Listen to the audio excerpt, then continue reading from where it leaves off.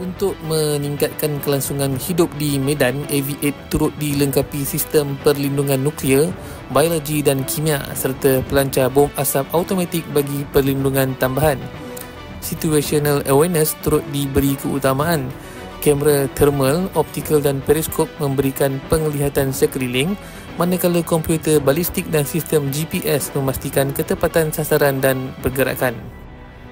Enjin diesel turbo Deutz 523 kuasa kuda membolehkan AV8 mencapai kelajuan sehingga 100 km sejam dengan jarak operasi 700 km.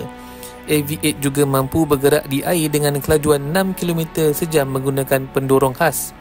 Chassis 8x8 dengan sistem steering semua roda, tayar run flat dan sistem inflasi tayar pusat menjadikan AV8 mampu bergerak di pelbagai bentuk muka bumi dengan kestabilan maksimum. Kenderaan ini adalah hasil usaha bersama syarikat tempatan dan antarabangsa. Thales dan Safura Thales Electronics memainkan peranan penting dalam membekalkan sistem komunikasi, kawalan dan penderia canggih dalam setiap unit AV8.